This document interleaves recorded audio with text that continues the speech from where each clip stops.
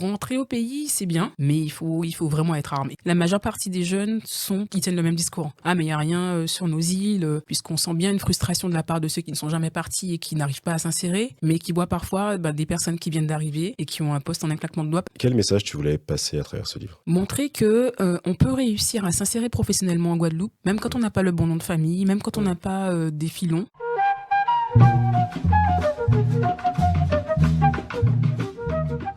Bonjour à tous ceux qui nous regardent sur YouTube et qui nous écoutent du coup sur les différentes plateformes. Aujourd'hui, je suis avec Nadège qui nous vient de la Guadeloupe.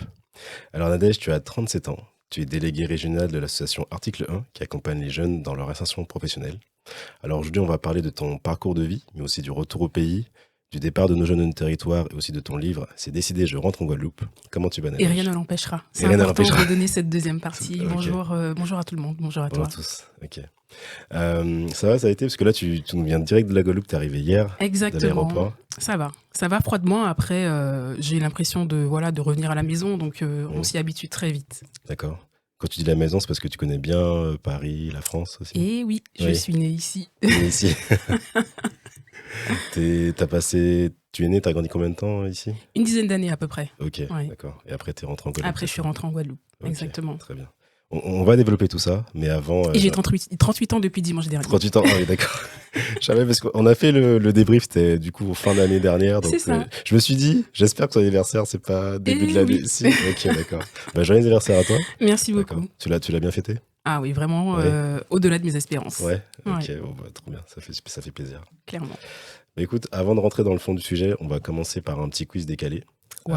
Voilà, c'est 3 petites questions, t'inquiète pas, c'est très, très simple. Ok. Alors, t'es plutôt Bokit ou Agoulou ? Waouh, alors c'est marrant parce que c'est une question que je pose aux élèves quand je fais un débat mouvant en classe. Oui. Et je dirais Bokit. Bokit, ok, trop bien. Pourquoi ? C'est plutôt Bokit, parce que voilà, c'est simple. Et puis Agoulou, c'est pour les grandes fins. Ouais, c'est lourd, ouais, j'avoue. Ouais. Faut être à plusieurs dessus, je pense. Sinon, ouais, complètement. Ouais. Ok, trop bien. Tu préfères le blanc manger coco ou le tourment d'amour ? Waouh, comme j'ai envie de dire aucun des deux parce qu'il n'y a pas de chocolat dedans. Ah ok, d'accord. Okay. Donc tu serais plus peut-être chocolat communion alors peut-être. Ouais, ça okay. Vraiment. Au-dessus du chaud d'eau ou pas ? Attention. Parce que... On va pas le dire trop fort. Ah, on va pas le dire trop fort. Mais ça dépend de l'endroit où je suis. Là, je suis à Paris, je peux dire que j'aime les deux. D'accord. Je serai en Martinique, j'aurais dit autre chose. Ok, tu t'adaptes en fonction de là où tu es. Oui, il faut bien. Hein. L'hexagone, c'est un terrain neutre, du coup, tu peux... Voilà. Ok, trop bien, ça fait plaisir. Alors, la dernière, on t'offre un week-end tout frais payé dans un hôtel spa 5 étoiles. Ok. Sur quelle île de la Guadeloupe tu décides de le passer ? Est-ce que c'est à Grande-Terre, Basse-Terre, les Saintes, la Désirade ou Marie-Galante ? Alors, c'est une question qui n'est pas simple. Je dirais les Saintes. Les Saintes pour le paysage et le calme qu'on peut avoir quand on est là-bas. Tu as l'occasion déjà d'y aller ? Oui. Okay. J'aime beaucoup. En fait, l'avantage d'être sur un archipel quand on est en Guadeloupe, c'est ça, c'est de pouvoir faire des week-ends un petit peu partout à côté. Ouais. Et les Saintes, j'avoue que c'est un coup de cœur. Ouais. C'est vrai que quand je vois, parce que des fois je vois pas mal de vlogs sur YouTube, c'est vrai que ça donne envie. Tu as une vie très... je crois que les gens se baladent beaucoup en scooter. Exact. Parce que les routes sont assez très étroites. Ouais, voilà. C'est ça, donc c'est très pratique aussi. Ouais. C'est une vie plus calme, plus au ralenti, mais qui est bien. Totalement. Ouais. On n'a pas le stress des embouteillages de Guadeloupe comme on les connaît bien. Ça te prend combien de temps pour arriver à ton travail, toi ? 4 minutes en voiture. Ah, ok. J'ai de la chance d'avoir un lieu de travail qui est pas trop loin de chez moi, donc 4 minutes en voiture, ça va. J'ai beaucoup gagné à ce niveau-là en termes de trajet. Donc c'est plus quand tu sors, c'est ça. Que tu subis des embouteillages. Et puis je suis dans la meilleure commune de Guadeloupe, alors faut le dire, donc voilà. C'est laquelle ? Sainte-Anne. Sainte-Anne, ok, très bien. Quand je te dis Guadeloupe, c'est quoi les premiers mots qui te viennent à l'esprit ? Alors, les premiers mots qui me viennent à l'esprit quand on parle de Guadeloupe, j'ai envie de dire papillon, bienveillance et calme. Ok. Ouais, mais c'est vraiment pour moi. Je sais que pour d'autres, ça sera pas le cas, mais c'est ce qui me vient tout de suite à l'esprit. Calme malgré les embouteillages ? Ouais, malgré les embouteillages, malgré l'humeur des gens. Mais voilà, c'est ce qui me vient vraiment à l'esprit. Ok, et papillon, j'imagine par rapport à la forme de la carte, enfin la forme de la Guadeloupe. La forme exactement de la Guadeloupe. Et puis il y a une chanson que j'aime bien dernièrement, que j'ai découvert, qui est vraiment très très bien et qui m'a plu, qui je crois s'appelle Papillon. Enfin, il y en a 2 qui s'appellent Papillon comme ça. Ouais. Et dès l'instant où on parle de Guadeloupe, on parle de Papillon. Donc j'aime beaucoup ce qui se fait autour de ça. C'est vrai que c'est une belle symbolique. Parce qu'il y a aussi, on l'appelle aussi l'île aux belles eaux. Et bon, on parle des cascades en tout cas. Mais oui, effectivement. Oui, voilà. Si on parle des cascades, ça va. Oui, ça va. Effectivement, il y a une grosse problématique de l'approvisionnement en eau Et oui, pas mal de coupures régulières. Et beaucoup de Ouais, Guadeloupéens sont touchés par ça, c'est vrai. exactement. Oui. Toi, à Sainte-Anne, du coup, est-ce que vous êtes touché par cette... Mhm. Oui, beaucoup? Ouais, je fais partie des communes qui ont le plus de problèmes au niveau des eaux et franchement c'est galère. Et puis là on a des nouveaux tours d'eau qui forcément ne sont pas respectés, sinon ça aurait pas été drôle. Et j'avoue ouais c'est très particulier. Mais bon on subit et en même temps on s'adapte. Mais est-ce qu'il y a des solutions? Je sais pas, est-ce qu'on donne un planning pour dire peut-être dans 2-3 ans ça va s'améliorer ou c'est Alors, flou? il y a toujours des solutions, toujours des plannings qui sont donnés, mais malheureusement, enfin, on sait déjà comment ça se passe, hein, les promesses n'engagent que ceux qui y croient, et en fait, malheureusement, ça fonctionne pas. Ça Ouais. fonctionne pas. Il y a beaucoup de travaux, comme là en ce moment, il y a de gros travaux, et ça fait des Mm. coupures de 12 heures. Des coupures de 12 heures, mais elles sont malheureusement pas respectées. Enfin, on Oui. peut te couper en pleine journée, te dire que ça sera mardi, finalement c'est mercredi, donc c'est pas hyper agréable. Oui, pour l'organisation au quotidien, ça doit être Ouais, très difficile. très difficile. Tu sais, moi, ça me fait penser. Alors, moi, je suis de Martinique, c'est vrai on n'a pas ce problème aussi grave, on va dire, mais on a quand même des coupures d'eau par moment. Et en fait, enfin, moi, je me souviens quand j'étais ado ou quand j'étais petit, quand il y avait des coupures pendant 2-3 jours, j'étais pas choqué. Enfin, parce qu'en fait, c'est ton quotidien. Mais en fait, quand tu arrives ici ou quand tu arrives en Hexagone ou que tu vas à l'étranger, tu dis, mais en fait, mais c'est pas normal d'être. Parce Exact. que on a l'impression, comme on est une île ou quoi, on se dit, bon, bah, c'est normal, entre guillemets, d'être moins développé ou d'avoir accès à moins de trucs. Mais en fait, non. Surtout à des niveaux comme ça où, Mhm. bah, enfin, l'eau, c'est une ressource essentielle Tout à pour fait. l'hygiène, pour, voilà, tout. Tout ce Pour qu'on le... est amené à faire, Oui. exactement. Et c'est vrai que quand on te coupe de l'eau comme ça, tu t'interroges. Et là, je pense même au niveau des périodes touristiques, on a vraiment envie que nos territoires soient des territoires attractifs pour les touristes et tout. Et dernièrement, il y a une grogne de la part de certains propriétaires de gîtes et tout bah, par rapport à ça, puisque certaines personnes payent des vacances sur Booking. Et il y a même des remboursements qui sont obligés d'être faits, puisque l'une des choses principales, la ressource en eau n'est pas respectée. Donc il y a beaucoup de propriétaires qui sont très en colère en ce moment Ouais. par rapport à ça. Au-delà des retombées sanitaires, c'est aussi des retombées économiques, forcément. Parce que Exactement. ça... Bah, tu as parlé de tourisme, ça me permet d'une petite transition vers ma prochaine question. Mhm. Quel premier lieu ou activité tu ferais découvrir à quelqu'un qui n'est jamais venu en Guadeloupe? Enfin, qui vient pour la première fois en Guadeloupe. Sainte-Anne.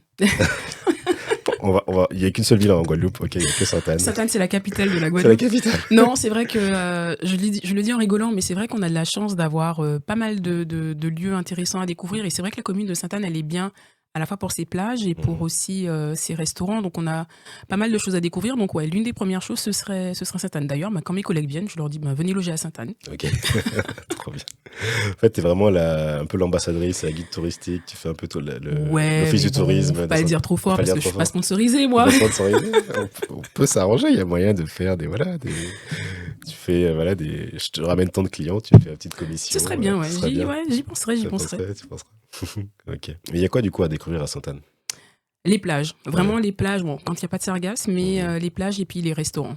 Ok. Les restaurants, on a de la chance d'avoir de très bonnes choses à manger au niveau des glaces, au niveau des repas végétariens. Enfin voilà, il y a vraiment pas mal de Mhm. petites choses à découvrir. Toi, c'est quoi ton plat favori en Guadeloupe? Plat favori, alors moi j'avoue je suis très sucrée, mais en Mhm. salé j'aime beaucoup l'ambi grillé. Et bah oui, ça se fait sur la page de Sainte-Anne. Ok. T'es déjà venu en Martinique, tu m'avais dit. Oui, ouais. Oui. Est-ce que t'as pu aller à Sainte-Luce ou pas? À Sainte-Luce, non je crois pas, ou peut-être que si, je m'en souviens pas. Non, je pense pas. Tu penses pas? Parce que Ouais. bah, Sainte-Luce, bah, c'est la capitale du lambi grillé.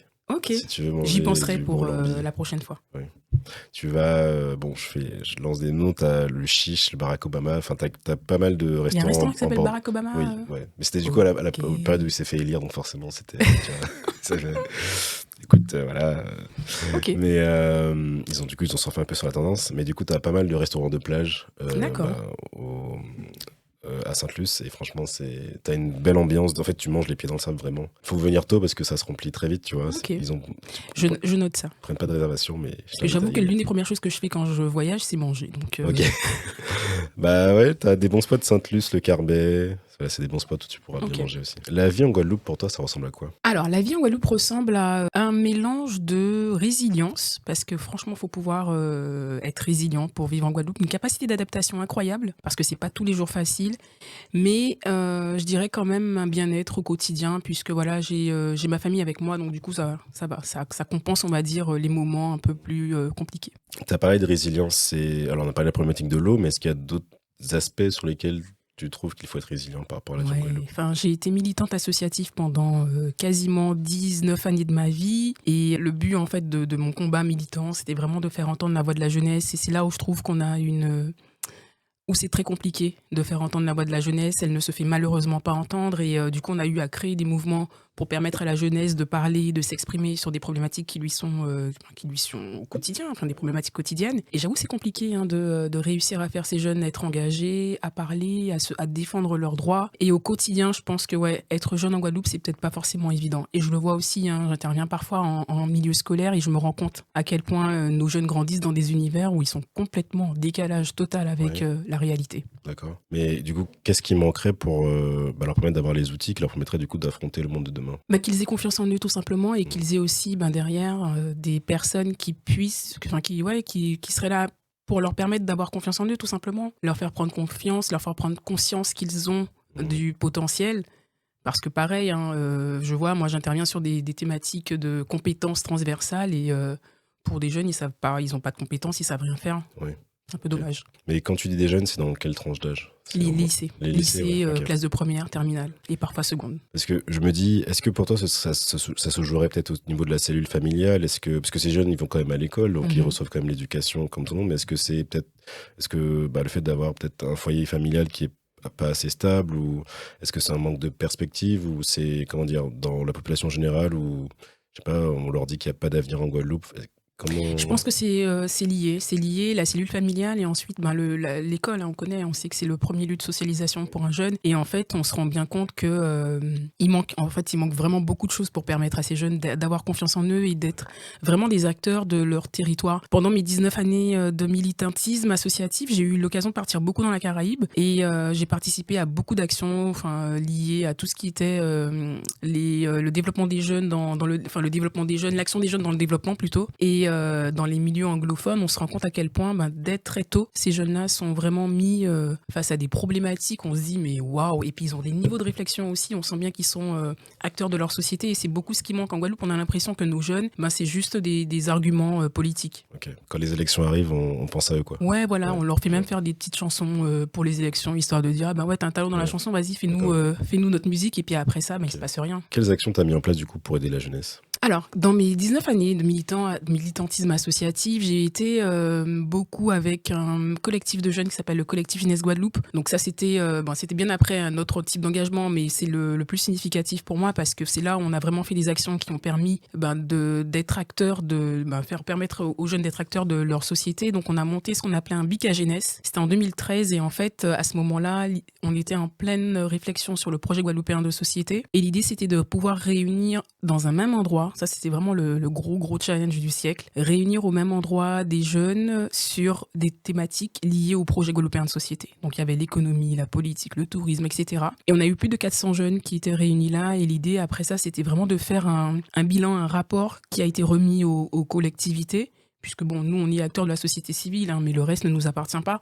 Donc, on a remis le rapport aux collectivités et ce rapport a nourri en fait la conférence permanente de la jeunesse. Et jusqu'à maintenant, hein, jusqu'à très récemment, ces problématiques ont été reprises par les politiques et ça contribue, on va dire plutôt, parce que politique jeunesse dans nos territoires, elle tend encore à se développer et ça nourrit en fait les réflexions sur la jeunesse parce que les jeunes avaient vraiment pas mal de choses à dire ce jour-là. Donc ça fait partie d'une des premières actions et ensuite ça a été beaucoup d'actions dans la Caraïbe pour permettre aux jeunes d'être acteurs dans la zone Caraïbe parce que c'est bien beau de partir en Europe et tout, mais quand on est avec des acteurs associatifs caribéens, on se ressemble. On a les mêmes problématiques, on est sur des îles la plupart du temps, donc l'insularité, la violence et tout, les problématiques de genre et tout, quand on est sur ce genre de territoire, c'est très important. Et l'idée, en tout cas, j'ai représenté à 2-3 reprises la Guadeloupe dans ces territoires, donc Jamaïque, Belize, avec des associations de jeunes là-bas où on a mené des actions de coopération pour faire entendre la voix de la jeunesse guadeloupéenne. Après, il y en a eu plein d'autres, mais c'est les plus significatives. Ouais. Pour toi, est-ce qu'on est assez ancré dans notre zone régionale, les Antilles françaises? Pas assez, peut-être touristiquement parlant, ou peut-être maintenant ça commence à se développer, notamment avec le carnaval qui commence un peu à se démocratiser dans nos territoires. On voit beaucoup de jeunes antillais qui partent faire le carnaval là-bas, mais au-delà de ça, je trouve que sur tout ce qui est des thématiques un peu moins festives, on va dire, on n'est pas encore, c'est pas encore le cas. C'est pas encore le cas et on tendrait vraiment à s'inspirer de ce que fait la Caraïbe et pas forcément uniquement se dire tiens je vais aller faire du duty free à Saint-Martin ou des choses comme ça. C'est vraiment Bien voilà, sûr, oui. il y a des choses qui sont très intéressantes à voir, à regarder, à discuter et malheureusement on n'y est pas encore. il y a une volonté, hein, Oui. politique de le faire, mais on sait déjà comment ça se passe, la politique. Ouais. Parce que j'ai entendu qu'il y avait eu des accords avec la CARICOM, je crois, on avait intégré Ouais. cet Il y a organisme. eu l'intégration aussi avec l'Organisation des États de la Caraïbe C'est ça. orientale, OCO. Ce sont des premiers pas, j'ai envie de dire, hein, des premiers pas, mais malheureusement, derrière, c'est souvent, j'ai l'impression, juste histoire d'eux. Et que derrière, il n'y a pas de projet concret. J'ai eu aussi à présider un réseau de coopération, le premier réseau régional multi-acteurs de la zone, et j'ai vu tout le mal qu'on a à pouvoir coopérer avec ses voisins, déjà entre nous-mêmes, et ensuite avec les voisins. Ça a été un sacré challenge aussi à relever. Ok, d'accord, très bien. On va revenir un peu sur toi. Donc, tu es né à Montfermeil dans le 93. Ouais, les trois représentent. Notre représente. Si. La banlieue est avec nous. Et du coup, t'es parti en Guadeloupe à l'âge de 10 ans, du coup. Ouais. Enfin, vous êtes revenu du coup avec tes parents C'est ça. en Guadeloupe à l'âge de 10 ans. Quel souvenir tu gardes de cette enfance en Île-de-France? Pas plus tard que ce matin, je suis passée dans mon ancien quartier et je disais à mon frère comment ça fait bizarre de revoir l'endroit où on a grandi. Et en fait, on a l'impression que les choses changent, certes, mais on reste encore attaché à ça. Et en fait, c'est vraiment la vie qu'on avait là-bas, la vie très simple. L'école qui était à 2 pas, on y allait à pied. Le centre commercial qui était à 2 pas, pareil, on y allait à pied, on n'utilisait pas beaucoup la voiture. Enfin voilà, ce sont des souvenirs comme ça. Et cette vie de famille unie, on était là vraiment... ouais, voilà, on avait des automatismes, un peu comme on a en Guadeloupe, mais en Guadeloupe, c'est un peu plus compliqué parce qu'il faut prendre la voiture, il faut faire ci, faire ça. Mais ouais, ces souvenirs-là me restent. Et puis les camarades de classe qu'on avait, les blagues qu'on nous faisait, voilà, cheveux crépus et tout. Enfin bon, voilà, c'est des choses comme ça. Donc c'était un peu drôle. Okay. T'es sûr que c'était des blagues? L'ignorance, voilà. Oui, Voilà. On va dire que l'ignorance. Quand t'es jeune comme ça, tu vois pas forcément la répercussion, l'image qu'il y a derrière. Ouais. C'est ça. Okay. Et souvent, ils aimaient bien convoquer ma mère pour lui parler de plein de choses qui n'avaient rien à voir avec nous. Alors nous, au moment, on s'est dit peut-être qu'on est des enfants à problème. Hein. D'accord. Mais en fait, non, ils aimaient bien parler de la Guadeloupe avec elle, donc... Ok. Il la faisait venir à l'école pour parler de la Guadeloupe. C'est ça, ouais. Pour parler un peu d'elle, de sa vie, de la Guadeloupe, comment ça se passe alors là-bas, comment c'est... Enfin, c'était... Voilà. Ok, d'accord. Sinon, on peut prendre un verre après, ou je sais pas, dans c'est ça, tu vois, okay. Mais je sais pas. Après, tu sais, je pense qu'à un moment, il y a peut-être à ce moment-là, les gens voulaient justifier aussi, vous avez des enfants, ils posent pas forcément de problème, donc il faut peut-être toujours convoquer les parents pour se demander, mais est-ce que tout va bien? Parce que c'est bizarre. Est-ce qu'il n'y avait pas Anguille sous roche, quoi? C'est ça, voilà. Donc, il y a peut-être ça aussi. D'accord. T'étais comment comme élève, toi, petite? Je pense que j'ai été très calme, en fait. Pas introvertie, pas très bavarde. Et puis le fait d'être grande, malheureusement, j'ai pas eu l'occasion de pouvoir me cacher derrière les gens quand j'avais pas envie de prendre la parole. D'accord. Donc j'étais toujours celle qu'on interrogeait malgré moi, puisque j'aime pas trop participer en classe. Et ça n'a pas changé en grandissant, mais bon voilà. Maintenant j'essaye d'en faire une force. Hein. Ok. Parce que là t'es dans un podcast du coup, comment ça va? Ça va. Je réussis à dépasser ça. En fait, je me mets dans la peau de quelqu'un, allez vas-y, grande, je sais pas moi, reportrice, ou je sais pas un peu comment on peut dire ça, mais voilà, je change de peau, on va dire. Très bien. En tout cas, t'es la bienvenue et je suis content de t'avoir à mon micro. Merci. Donc, c'est partagé. Merci beaucoup. Et du coup, malgré l'éloignement avec la Guadeloupe, est-ce que du coup, pendant ces 10 premières années, tu dirais que t'as pu garder contact avec ta culture guadeloupéenne quand même? Oui, toujours. Hein. Avec les parents que j'ai, c'est un peu compliqué de ne pas garder ce contact-là. Et puis, ma mère était fonctionnaire à l'époque, donc forcément, tout le temps, on était en Guadeloupe. On a vraiment gardé cet attachement avec le territoire. Et c'est parce qu'on voulait justement, finalement, découvrir la plage pendant un peu plus longtemps que les 2-3 mois de vacances. Qui font que voilà, au bout d'un moment, on s'est dit on déménage et on part et on va directement en Guadeloupe. C'est vrai que t'as fait référence du coup aux blagues cheveux crépus qu'on te faisait. Comment on se construit en tant que fille originaire de Guadeloupe dans une école en Hexagone? On se construit avec les hauts et les bas, mais on avance puisque finalement, c'est vrai qu'à cet âge-là et à l'époque aussi, à laquelle tout ça s'est passé, on n'était pas encore dans des débats racistes et tout. Et c'est-à-dire que voilà, on le prenait bien. Et puis mes parents m'ont toujours appris à pas forcément faire la différence entre les gens, donc les gens vous font des remarques mais vous les écoutez, mais après voilà, ça passe au-dessus, il faut pas non plus s'arrêter sur ça et en faire un débat comme si c'était quelque chose de tellement problématique. Alors c'est sûr qu'aujourd'hui on ferait ce genre de remarques, je rigolerais beaucoup moins, mais j'espère bien. C'est vrai qu'à l'époque, c'est vrai que voilà, ça passait au-dessus. Oui, parce qu'après t'étais une enfant aussi, donc c'est ça. Faut dire ça aussi. Exactement. Okay, mais tu te sentais pas rejetée ou quoi par tes camarades? Okay, non. D'accord. Okay, j'étais la grande grande de Guadeloupe et puis voilà. Il y avait d'autres Antillais ou pas dans l'école? Il y en avait, ouais. Il y en avait. Donc Ok. ça va aussi, ça compensait aussi avec tout ça. Du coup, à l'âge de 10 ans, tu rejoins la Guadeloupe, enfin, vous rejoignez la Guadeloupe en famille, du coup. Mhm. Comment ça se passe cette arrivée? Ça se passe plutôt bien, hein. C'est-à-dire qu'on arrive, on a bien préparé, puisque bon, c'est un peu notre faute, enfin notre faute, je dis notre faute, mais c'est parce que mon frère et moi, on n'arrêtait pas de demander aux parents, ah ouais, est-ce qu'on peut y aller et tout. Donc ça se passe relativement bien, on découvre un territoire, ben voilà, hein, il fait enfin chaud, donc et pendant plusieurs jours de l'année, plusieurs mois de l'année, donc ça se passe relativement bien au début, ouais. Ok, trop bien.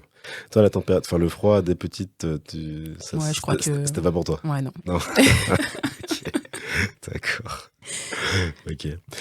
C'était facile de te faire des amis quand t'es revenu en Guadeloupe, au Facile, collège, oui, lycée? et en même temps, non. Parce que, ben, comme on l'entend, j'ai un accent qui est là et qui part pas. Et le Mhm. problème de ça, c'est que quand on arrive comme ça, on a toujours l'impression qu'on est en vacances. Mhm. Et donc, je vais jamais oublier quand j'étais à l'école primaire, des gens qui me faisaient des remarques sur le fait que je dise un 2 3 et pas un 2 3. Je comprends pas forcément la différence jusqu'à maintenant. Et donc voilà, on faisait des remarques sur ça, sur l'accent. C'est toujours beaucoup moqué, en fait. Et mis à part ça, ouais, l'intégration s'est faite relativement simplement, hein. Je suis pas quelqu'un de difficile. En termes d'adaptation, je suis très solitaire par contre. Donc ça, je pense que voilà, ça joue aussi pour beaucoup. Donc le fait d'avoir ou pas des contacts, tout ça, ça va. Ok. C'est vrai que dans ton livre, tu dis l'expression on te prenait pour un moon France. Ouais, On oh te là l'a- là. Soit de l'autre côté. Ah. Non, mais pas plus tard que, ben, c'était quand? C'était la semaine dernière, hein, je crois.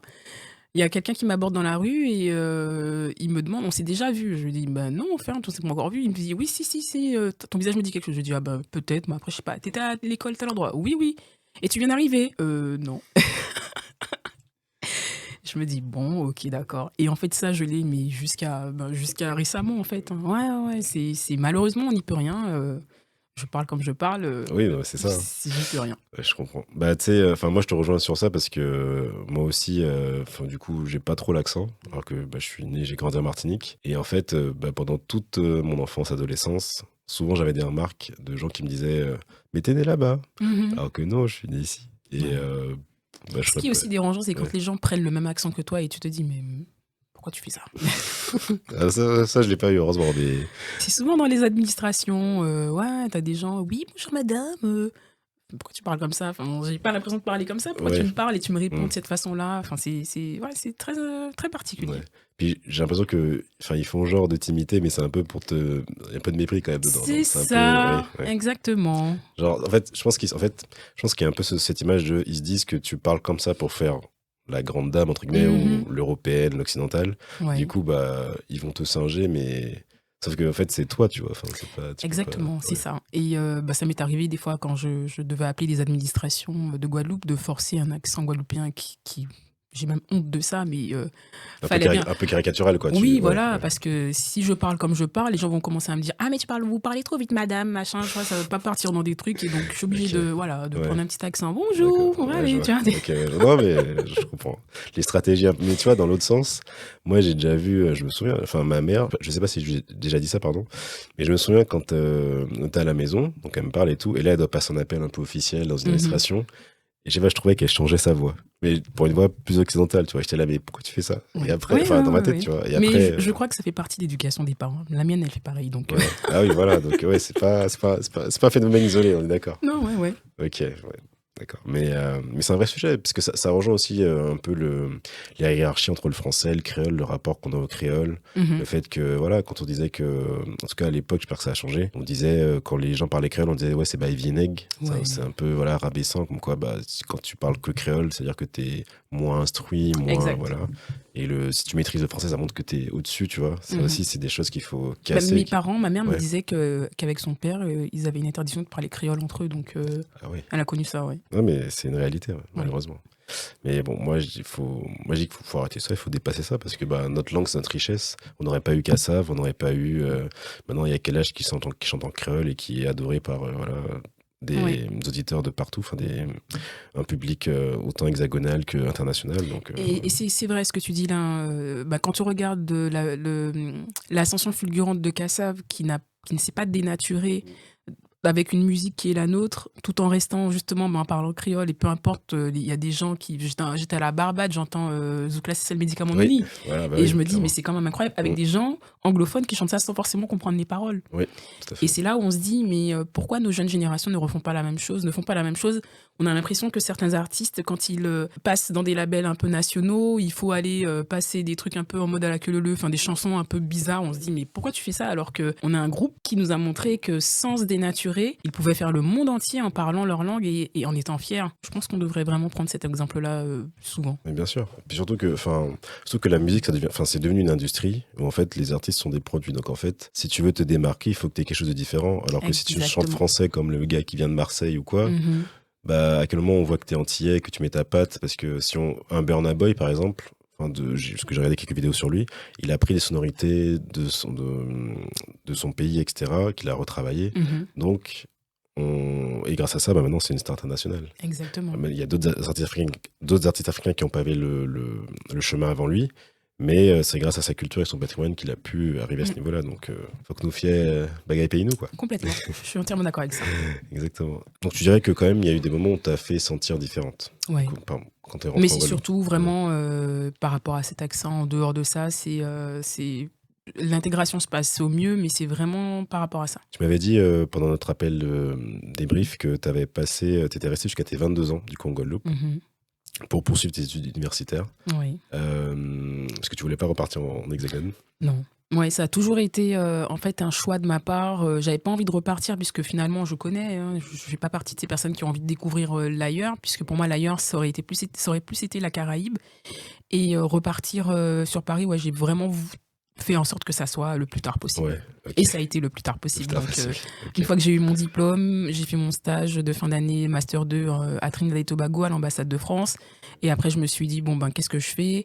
J'avais une opportunité de partir et c'est vraiment à ce moment-là que je suis partie. C'est comment Trinidad et Tobago? Waouh, c'est une île qui vraiment, vit. Elle vit, mais elle a un peu comme la Jamaïque, un côté sombre où tu as un taux de criminalité là-bas qui frôle le waouh, tu te dis: «Mais attends, nous en Guadeloupe, on se dit on a 20 meurtres et tout, pour une année». Mais, je me souviens quand j'étais en stage, à Trinidad, quand j'ai commencé mon stage, on était peut-être à 200 meurtres et peut-être 5-6 mois après, on était déjà à 500 et j'étais pas à la fin de l'année, en fait. Et on a des taux de criminalité pareils qu'en Jamaïque qui sont hyper importants avec du trafic d'organes. Enfin bon, on est dans des trucs, laisse tomber. Et mais d'un autre côté, tu as une île qui vit avec des gens qui sont très simples.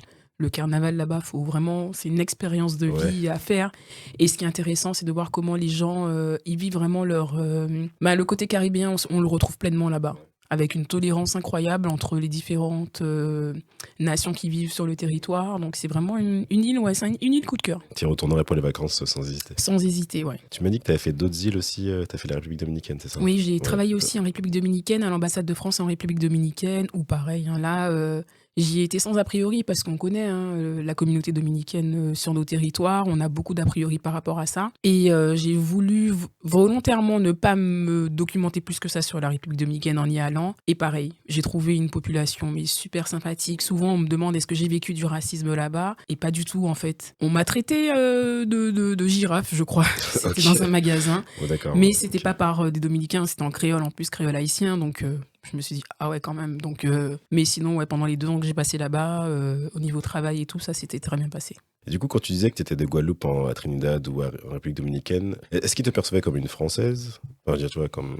européenne, etc. Ou vraiment, comment dire, est-ce que le côté entier, caribéen, en gros, est-ce qu'ils nous perçoivent vraiment comme des Caribéens ou comme des Européens, occidentaux, on va dire? L'inconvénient qu'on a sur ces territoires, c'est que on nous connaît pas. Sincèrement, enfin, on essaye de plus en plus de nous faire connaître, mais je me souviens, moi, je suis arrivée dans un contexte très particulier quand j'ai travaillé en République dominicaine. C'était un moment où le tribunal constitutionnel dominicain avait pris une loi envers les personnes d'ascendance haïtienne depuis 1929 en les rendant apatrides. Donc ça avait créé un tollé. La région Guadeloupe avait dit qu'elle voulait plus travailler avec le territoire, et donc moi, je venais d'arriver. Sur des commentaires, on voyait que il y avait des gens qui disaient que c'était une toute petite île qu'on voit même pas sur une carte, et ils veulent nous donner des leçons sur l'immigration et tout. C'était violent. Et on se rend compte que aux yeux de la Caraïbe, enfin, on est juste un petit territoire avec 390 000 habitants, il y en a 10 millions là-bas. Enfin bon, on n'est pas sur les mêmes proportions, on ne nous connaît pas plus que ça en fait. Ça tend à vouloir se développer, mais c'est encore timide pour que ça ait vraiment de grosses répercussions. Est-ce que tu penses que ça c'est dommageable pour nous? Mais complètement, hein. Puisqu'en fait, moi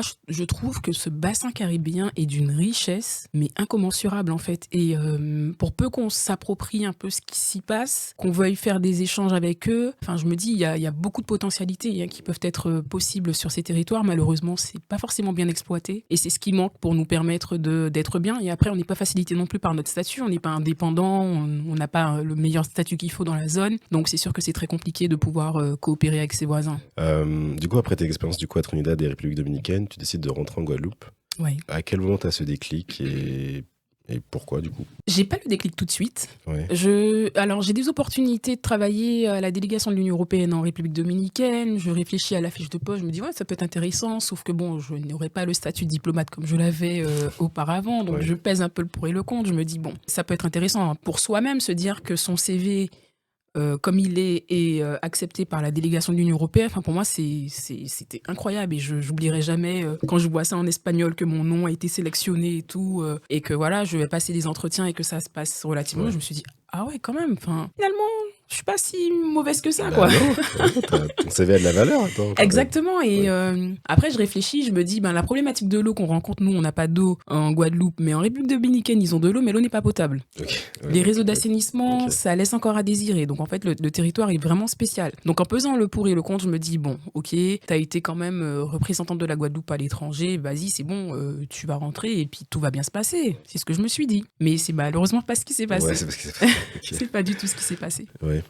T'as eu pas mal d'embûches, pardon. Ouais, enfin, des illusions, des enchantements. Enfin, j'arrive en Guadeloupe, je me dis, c'est bon, je suis chez moi. Et en fait, faut redescendre un peu de son nuage. C'est-à-dire que je passe d'un territoire où on m'ouvre les portes. Dans les voitures, je me fais conduire. J'ai un statut de diplomate, donc un peu avec un laissez-passer un peu partout où je vais.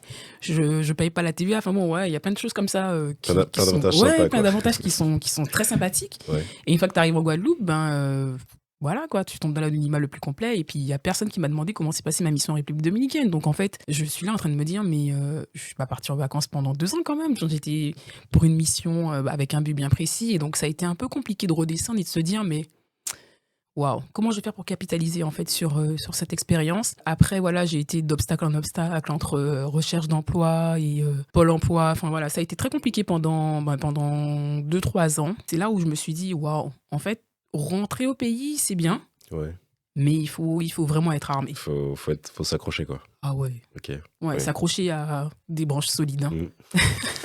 Et moi, en l'occurrence, mes branches solides, c'est vraiment mon pilier, comme je l'appelle, mes parents, ma famille, parce que si j'avais pas ça, je pense que ça aurait été vachement compliqué. Hein. Très, très compliqué.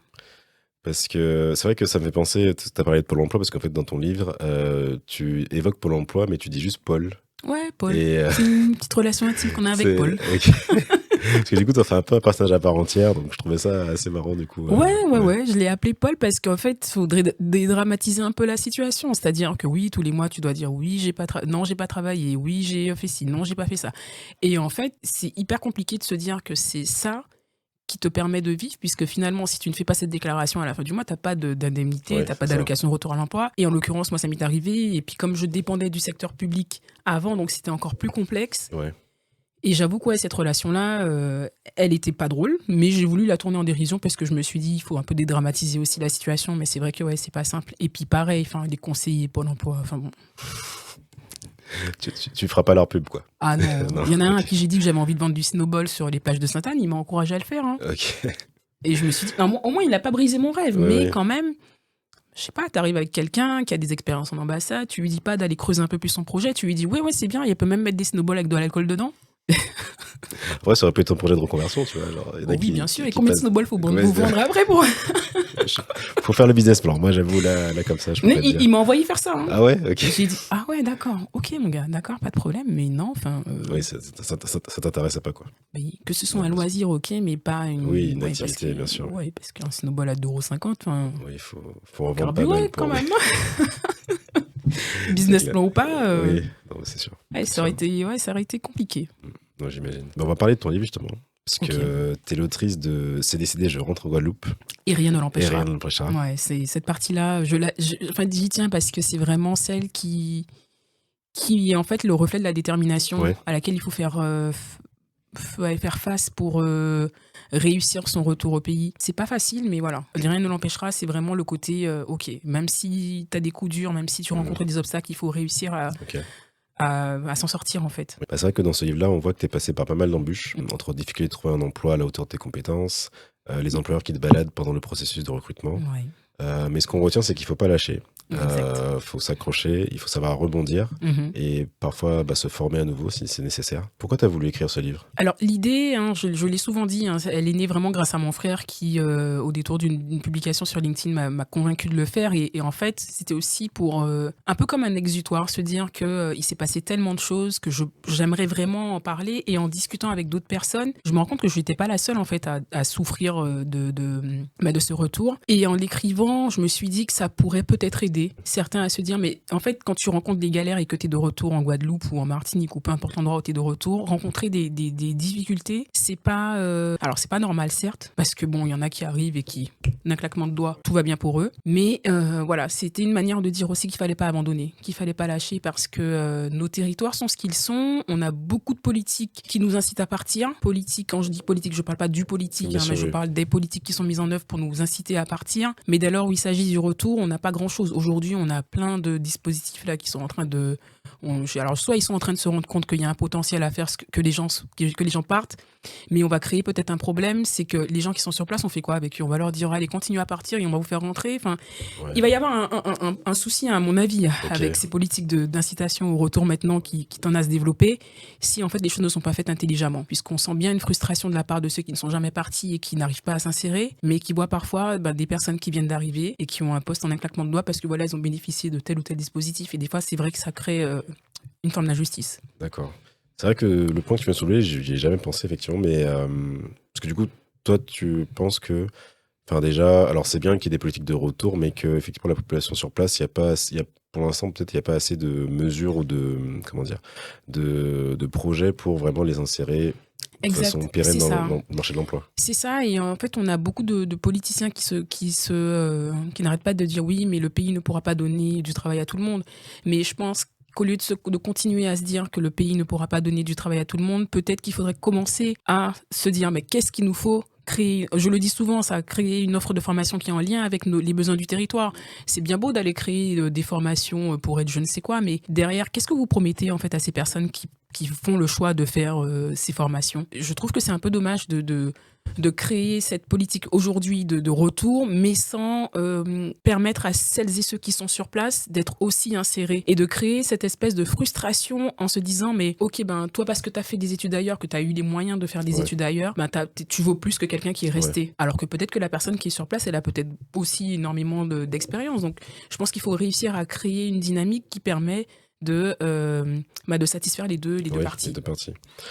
Quand tu dis que ceux qui sont sur place sont pas assez insérés, est-ce que c'est en termes de type d'emploi qu'ils ont? Parce qu'ils sont beaucoup en intérim ou CDD? C'est ça. Ou parce qu'il y a beaucoup de choses? C'est à ce niveau-là. Ouais, Ok. c'est à ce niveau-là Ouais. exactement, et on le voit bien. Soit ils sont dans des contrats très précaires, soit ils sont dans des contrats où on comprend pas. Enfin, j'ai connu des gens qui ont fait de l'intérim pendant 4 ans. Enfin, je me dis quand même, Ah ouais. tu fais de l'intérim pendant 4 ans, c'est pas normal. Ouais. L'intérim, Comment tu trouves un logement? Comment tu trouves un logement? Parce c'est qu'il ça. faut justifier. Comment tu fais pour vivre tout Oui, oui, simplement? aussi, oui, C'est de ça, façon parce que basique, ouais. tu fais de l'intérim pendant autant d'années. Et en fait, il y a ça, cette méconnaissance de ses droits, cette façon du bon constat, on nous laisse comme ça. C'est-à-dire que bon, enfin, moi j'ai des jeunes qui me parlent des fois de leur de leur emploi, et je me dis, mais on a des choses qui se font dans nos territoires, c'est incroyable. Mais comme voilà, on a des jeunes qui ont besoin de travail et qui ne trouvent peut-être pas forcément d'opportunités. Et dès l'instant où elles ont, ces personnes, des opportunités, ben voilà, on va rester, et peu importe les conditions de travail, on acceptera ça comme ça. Et c'est bien dommage. Mais c'est vrai que je pense qu'on a besoin aussi d'une vision claire sur, comme tu dis, les besoins d'emploi, les secteurs à développer, Exactement. les secteurs d'avenir. Quel type de manœuvre il nous faut? Est-ce que c'est dans l'hôtellerie, dans, je sais pas, les services? Mhm. Est-ce que c'est dans les transports? Enfin oui, voir quel domaine on a besoin de développer C'est et ça. quelle manœuvre on pourra mettre en face. Exactement. Et permettre aussi aux jeunes d'être formés dans ces domaines pour voilà, éviter que il y ait des forts taux de chômage dans ces territoires-là. Quel message tu voulais passer à travers ce livre? Montrer que on peut réussir à s'insérer professionnellement en Guadeloupe, même quand on n'a pas le bon nom de famille, même quand on n'a pas des filons, même quand on a fait des formations qui n'ont pas forcément de lien avec les besoins du territoire, parce que clairement, enfin moi je suis diplômée, doublement diplômée même en coopération internationale et développement. Bon. C'est vrai qu'on disait que les Antilles sont pas assez insérées dans la Quoi. Caraïbe. Donc oui. c'est ça. Ouais. J'ai présidé un réseau de coopération, ça doit être, avec mes expériences en ambassade, ça doit être les seules expériences que j'ai en lien avec mon diplôme de base. D'accord. Et je pense que si j'avais envie de développer cet aspect coopération, il aurait fallu que je sorte de la Guadeloupe. Ça, j'en ai parfaitement conscience, que j'aille peut-être à côté, dans les îles comme Saint-Martin ou d'autres îles. Mais voilà, c'est montrer que tu peux ne pas avoir le bon nom de famille, puisque je ne fais pas partie d'une famille très connue ou quoi que ce soit, même si pendant quelques années, on m'assimilait beaucoup aux footballeurs, voilà. Okay. Mais sans avoir le bon nom de famille, sans avoir le filon, pareil, enfin moi, ça n'a jamais marché. Hein. J'ai eu des politiciens qui m'ont dit « Ouais, ne t'inquiète pas, on va te trouver quelque chose et tout. » J'ai dit ça, alors attends, non. Enfin, j'attends sans attendre. Parce que ton nom de famille, c'est ça, c'est ça? Ça. Est-ce que toi, quand tu as commencé tes études, est-ce que tu avais pensé déjà au retour? Est-ce que tu savais que ça, comment dire, ça aurait été potentiellement un frein ou pas au retour? Comment tu... Alors, au début, je me suis dit... J'ai commencé par le droit. J'ai commencé par le droit, mais 2 ans en droit, c'était le maximum que je pouvais supporter à la fac de droit. Et j'ai voulu terminer par la science politique. Donc, j'ai fait 3 ans, le reste en sciences politiques. J'avais mon idée de ce que je voulais, la Caraïbe et tout, parce que ça a toujours été un peu... J'appelais ça mon terrain de jeu parce que j'aime beaucoup, en fait, les territoires caribéens. Sans avoir forcément d'idées précises, j'ai eu des stages qui m'ont permis de développer un peu ce que je voulais faire. J'ai eu aussi l'emploi en ambassade. Donc, je me suis bien rendu compte que quand on est en ambassade, c'est pas forcément le meilleur moyen pour développer la coopération avec la Guadeloupe, puisque là, on est dans un système diplomatique français à proprement parler. Si on a envie de faire de la coopération internationale, c'est mieux de le faire soit en ayant son entreprise ou en étant peut-être dans des associations ou autres. Mais c'est vrai que ça reste quelque chose de très, très complexe, en fait, parce que notre statut ne favorise pas forcément ces échanges-là. On a eu des lois qui ont permis le développement des actions de coopération. Mais ça reste encore des choses qui sont très timides. Il suffit de prendre la fiscalité de ces territoires et la nôtre pour se rendre compte que c'est très compliqué. Et il faut passer par des biais très spéciaux pour justement réussir à contourner ça. Donc il y a encore beaucoup de travail à faire pour travailler dans la Caraïbe. Donc au bout d'un moment, moi je me suis dit, peut-être qu'il faudrait que je passe à autre chose, puisque... on aura beau s'acharner, mais voilà. Et puis, on n'est pas forcément aidé. On a beau faire une formation qui est en lien avec ça, mais on n'est pas forcément aidé par cette formation-là. Et j'ai quand même voulu faire un 2e diplôme dans le même domaine, puisque je suis peut-être aussi têtue dans ma façon de fonctionner. D'accord. Et ça ne m'a pas permis d'être plus inséré que ça dans le bassin caribéen. Après, l'avantage, c'est que pour moi, ça m'a ouvert ça m'a permis de découvrir d'autres territoires, on va dire ça comme ça. Et puis, j'ai présidé aussi les réseaux de coopération. Donc, j'ai pu voir d'autres territoires, être confronté un peu à autre chose. Mais je me rends bien compte des limites de ce système. Dans nos échanges, tu m'avais dit que tu aurais voulu aborder la thématique du conditionnement de nos jeunes au départ. Comment tu l'expliques, ce conditionnement? J'ai du mal à me l'expliquer. En fait, moi, j'ai du mal à comprendre pourquoi on incite autant nos jeunes à partir et ne pas leur faire prendre conscience des potentialités qu'il y a sur le territoire. Et pas plus tard que récemment, comme je le dis, j'interviens pas mal en lycée, classe de première et de terminale, et on fait des débats mouvants où on interroge un peu les jeunes sur leur mobilité, ce qu'ils ont envie de faire plus tard, est-ce qu'ils ont envie de partir et tout. Et c'est fou de voir qu'en Guadeloupe comme en Martinique, la majeure partie des jeunes sont pour... ils tiennent le même discours. Ah, mais il n'y a rien sur nos îles. Je me dis, comment tu veux qu'à 15 ans, tu te dises que déjà, il n'y a rien sur nos îles? Enfin, je sais pas, t'as pas encore vécu. Mais tu estimes déjà qu'il n'y a rien. Pareil pour la Guadeloupe, pareil pour la Martinique. Et je trouve ça un peu dommage parce que nos territoires ont quand même des atouts. Et on a l'impression qu'on force ces jeunes à avoir ce schéma de pensée pour leur faire croire que quand tu vas partir, ça va être mieux. Alors que parfois, on a des jeunes qui ne sont jamais partis. Et quand ils partent, rien que d'être confrontés à un climat, moi, comme j'ai toujours le choc thermique là, quand j'arrive ici, et rien que ça peut faire déprimer un jeune. Et le nombre de jeunes qui dépriment et dont on ne parle pas forcément souvent, qui sont dans des situations précaires, difficiles en étant sur ces territoires, mais comme maman, papa et la famille, le cousin, le frère de la sœur a dit: «Ah mais non, faut pas que tu reviennes parce que voilà, ça se passe de Mmh. telle ou telle manière». Ouais. Bah, ces gens-là souffrent, en fait et eux, on n'en parle pas beaucoup de Ouais. ces personnes et puis après, malheureusement, bah, ça donne des gens qui sont, sous des substances, voilà et qui Mmh. ont du mal, en fait, à s'intégrer, partout et je trouve ça un peu dommage. Je suis d'accord. Bah, c'est vrai je pense qu'il faut en fait, pendant pas mal déjà, on subit aussi la dynamique du Bumidum, du coup, qui a poussé, du coup, bah, nos parents à quitter les territoires. Mmh. Mais il y a aussi cet aspect, comme tu dis, en fait, on voit l'Hexagone, en tout cas l'étranger, comme un Eldorado. Exactement, Et ça, alors, je dis pas, faut toujours être nuancé, hein, on peut, comment dire? Voir ailleurs, c'est nécessaire parce que ça t'enrichit, complètement.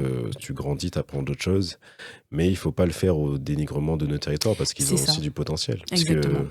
Parce qu'il y a plein de gens qui sont pas de chez nous, qui viennent chez nous parce qu'ils voient ça comme le C'est ça. paradis et Ben, nous, on voit pas ça comme moi, le je le vois paradis. tout le C'est quand temps même, encore, hein, ouais. et je me dis: «C'est un peu dommage» parce que là où tu vas entendre des gens qui vont dénigrer, leur territoire, bah, tu vas en avoir d'autres qui vont se dire: «Ah mais moi, je me vois pas vivre ailleurs Mmh. qu'en Guadeloupe». Bah oui. Et enfin, j'avais une petite anecdote, mais elle est un peu longue à raconter, mais une fois, j'étais assise dans un laboratoire, il y avait 3-4 personnes autour de moi Mmh. et la seule qui s'est mise à dénigrer la Guadeloupe, c'était la Guadeloupéenne Ah ouais, et d'accord. les autres qui n'étaient pas du tout. Donc on avait une haïtienne, une personne qui est née, dans les îles, donc Mmh. Saint-Barthélemy, Saint-Martin, Saint-Barthélemy ou je sais plus. Une autre qui était, française et la 4e, donc la Guadeloupéenne, c'était la seule qui dénigrait son territoire et je me suis Ouais. dit: «Mais en fait, Mmh. voilà, en fait, le problème». C'est que nous, on a du mal à voir les potentialités de notre territoire Ouais. et d'autres, en fait, le voient et ça donne ce que ça donne. Ouais. OK. Non, mais c'est sûr. C'est dommage. Après, bon, j'espère je pense qu'il y a quand même une prise de conscience, en tout cas au niveau de la jeunesse, puisque, Mmh. enfin, en tout cas, moi, je vois autour de moi, il y en a beaucoup qui veulent rentrer. Ça commence. Il y a beaucoup d'entrepreneurs qui lancent leurs projets, leurs activités pour bah, développer l'île et mettre en avant ses potentiels. Mmh. Voilà, que ce soit au niveau culturel, au niveau des produits, voilà, ça peut être des nouvelles boissons, enfin Il voilà, y a des concepts effectivement très exactement. intéressants Ouais. qui naissent et on peut saluer aussi, hein, l'initiative des associations qui incitent au retour au pays, même parce que je pense que ça doit pas forcément être simple tous les jours pour ces associations. On se rend bien compte du travail qu'il y a à faire et des dynamiques aussi qui sont mises en place pour permettre, à ces personnes de rentrer en toute confiance. Mais moi, ce que je dirais, c'est que finalement, on est chez nous. Pourquoi on a besoin d'autant de dispositifs pour pouvoir rentrer chez nous? Bah, Pourquoi on a besoin d'être autant accompagné? Enfin, je sais pas, hein. je sais pas. Ouais, je pose des questions comme ça, mais je me dis: «Mais c'est bizarre qu'on ait besoin Mhm. d'autant de choses». Enfin, je sais pas, est-ce que quand toi, tu es arrivé, en France, tu as eu besoin d'être accompagné par une association pour te montrer un peu ce que tu dois faire? Est-ce Ouais. que, voilà, tu as été accompagné sur, le logement, enfin, même au Canada ou des trucs comme ça? Est-ce qu'on a vraiment besoin? Et puis là, on est chez nous, enfin, je veux dire, quand tu rentres, tu ouvres la porte de chez toi, est-ce que tu demandes l'autorisation pour ouvrir la porte? Non, non, effectivement. Mais en fait, c'est que, enfin, comme on a dit, en vrai, il y a eu pour le départ, il y a eu pas mal d'accompagnement et pour le retour, en fait. Et puis c'est aussi, ce qu'on me disait, est-ce que la formation que tu as faite est adaptée pour les besoins du territoire? Enfin, par exemple, tu Oui. vois, quelqu'un qui est, je sais pas, ingénieur astronomie, pardon, je suis pas sûr qu'il va trouver C'est sûr. Après, si assez. ça reste sa passion et que voilà, ça peut, pourquoi pas. Mais c'est vrai que, mais dès le départ, je pense que ouais, il faut que le jeune puisse savoir ce qu'il a envie de faire et si ce qu'il a envie de faire colle avec ben, les besoins de demain sur son territoire. Il y a pas mal d'études, hein, les besoins en main d'œuvre par le Pôle Emploi, tout ça. Enfin, pas mal d'études qui sont faites pour permettre de se positionner sur ça. Mais ouais, c'est vrai qu'il faut se poser les questions et moi, je trouve ça dommage que des jeunes de 15-16 ans aient déjà le discours: «De toute façon, même moi, si j'ai envie de faire une formation en Guadeloupe, on ne prendra pas», ou «Je préfère partir parce que de toute façon, il y a rien», enfin bon. Je pense que les justifications de départ doivent être autres que de, fuir, l'existant qui est ce qu'il est. Bon après, on a des schémas familiaux qui sont très complexes et tout, on peut pas rentrer forcément dans chaque famille, mais voilà, revoir un peu enfin, prendre conscience des potentialités de nos territoires, c'est déjà bien et après peut-être partir effectivement, mais se mettre vraiment en condition pour se dire qu'on a notre place aussi tout en étant